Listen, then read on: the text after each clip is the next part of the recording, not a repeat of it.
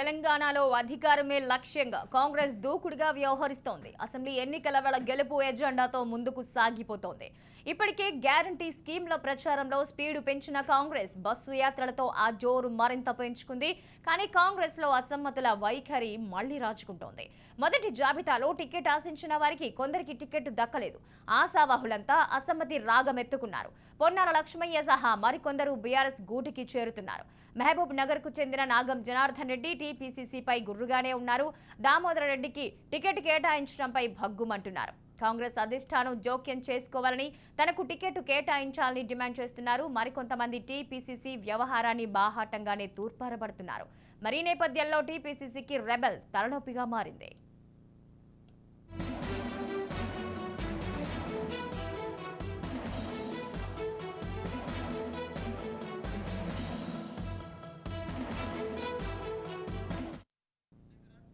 BRS BJP ticket రాని లీడర్లను, అసంతృప్త నేతలను పార్టీలోకి ఆహ్వానించే పనిలో కాంగ్రెస్ ఇప్పటికే లీనమైంది. 2 నెలలుగా ఎమ్మెల్యే స్థాయి లీడర్ల జాయినింగ్లపైనే ఆ పార్టీ ప్రత్యేకంగా ఫోకస్ పెట్టింది. ముఖ్య నేతలను పార్టీలో చేర్చుకుని వాళ్లు అడిగిన చోట టికెట్లు ఇస్తోంది. మరోవైపు కాంగ్రెస్ అభ్యర్థుల మొత్తం లిస్ట్ వచ్చే వరకు వెయిట్ చేయాలని బీజేపీ భావిస్తోంది. కాంగ్రెస్ లో టికెట్లు రాని లీడర్లను తమ వైపు తిప్పుకోవాలని ఆలోచిస్తోంది. దీంతో ఈ 2 పార్టీల అభ్యర్థుల ఎంపిక రాజకీయ వర్గాల్లో ఆసక్తి, ఆయా పార్టీల నేతల్లో టెన్షన్ పుట్టిస్తోంది.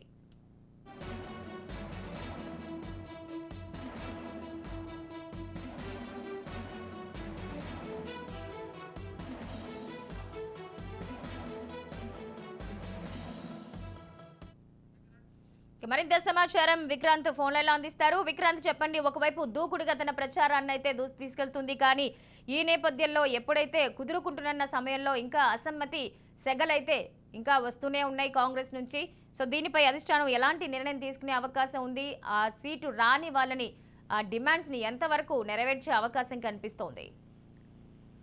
మొత్తానికి కాంగ్రెస్ పార్టీ, తెలంగాణ కాంగ్రెస్ పార్టీ మాత్రం కొంత దూకుడుగా వ్యవహరిస్తుందని చెప్పుకోవచ్చు. ఇప్పటికే మొదటి లిస్ట్ లో కూడా 55 స్థానాలు కేటాయించిన నేపథ్యంలో కూడా ఇంకా 64 స్థానాలకు సంబంధించి కూడా అభ్యర్థుల లిస్టు ప్రిపేర్ చేయాల్సిన సందర్భం ఉంది. ఇక 64 స్థానాలలో కూడా 4 స్థానాలను ఇటు కమ్యూనిస్టు పార్టీలకు పొత్తులో భాగంగా వదులుకోవాల్సిన పరిస్థితి ఉన్న నేపథ్యంలో 60 స్థానాలకు సంబంధించిన అభ్యర్థులను మాత్రం ఖరారు చేయాల్సి ఉంది. కానీ ఇప్పటికే స్క్రీనింగ్ కమిటీ, అదేవిధంగా కాంగ్రెస్ ఎన్నికల కమిటీ కూడా అనేక మార్లు భేటీ అయిన నేపథ్యంలో కూడా దసరా ముందే అభ్యర్థుల లిస్టు వస్తున్న అది అని ముందే చెప్పుకున్నప్పటికీ ఇటు అధికార బీఆర్ఎస్ పార్టీ నుంచి బీజేపీ పార్టీ నుంచి వలసలు ఉన్న నేపథ్యంలో కూడా కాంగ్రెస్ పార్టీ కొంత వేచి చూసే ధోరణిలో ఉంది ఇన్ని రోజులు కూడా.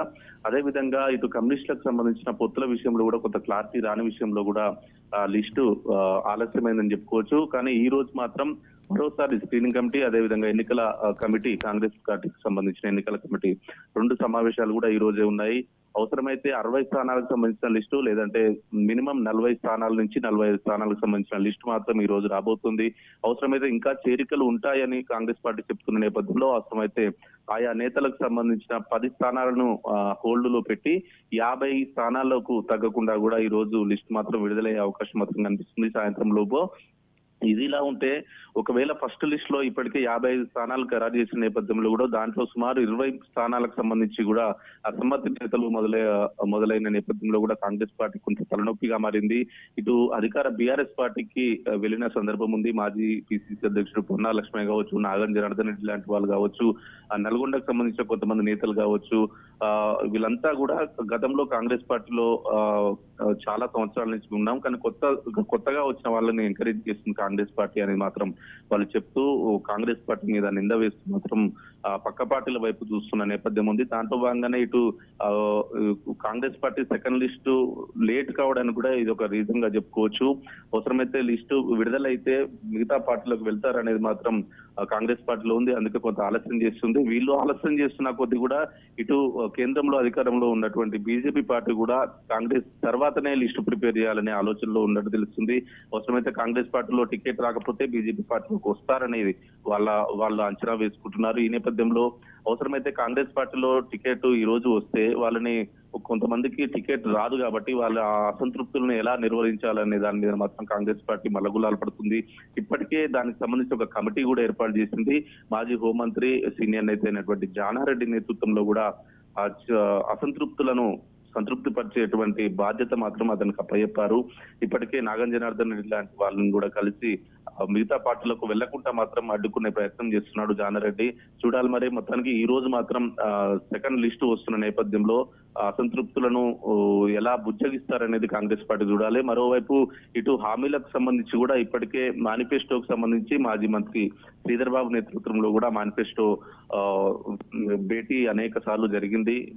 తొందరలో మాత్రం రాహుల్ గాంధీ అవసరమైతే ఏఐసీసీ అగ్రనేత సోనియా గాంధీని తీసుకొచ్చి మేనిఫెస్టోను విడుదల చేయాలనే ఆలోచనలో ఉన్నారు. కానీ ఇప్పటికే అభయహస్తం పేరుతో కూడా 6 హామీలను ఇప్పటికే కాంగ్రెస్ పార్టీ ప్రజల్లోకి తీసుకెళ్లింది. ఇటు యువత కావచ్చు, మహిళలు కావచ్చు, అదేవిధంగా ఇందిరమ్మ ఇళ్లకు సంబంధించి ఉద్యోగాలకు సంబంధించి, వ్యవసాయానికి సంబంధించిన అంశాలను కూడా అభయహస్తాల్లో చేర్చి ఇప్పటికే అనేక మార్లు ఏఐసిసి నుంచి పెద్దలు వచ్చి కూడా మీటింగులు పెట్టిన పరిస్థితి ఉంది. ఇప్పటికే ఒక దశ బస్సు యాత్ర కూడా ఇటు ఉమ్మడి వరంగల్ జిల్లా, అదేవిధంగా జిల్లాలలో కూడా స్వయంగా రాహుల్ గాంధీ అదేవిధంగా ప్రియాంక గాంధీ కూడా వచ్చి బస్సు యాత్ర చేపట్టిన పరిస్థితి ఉంది.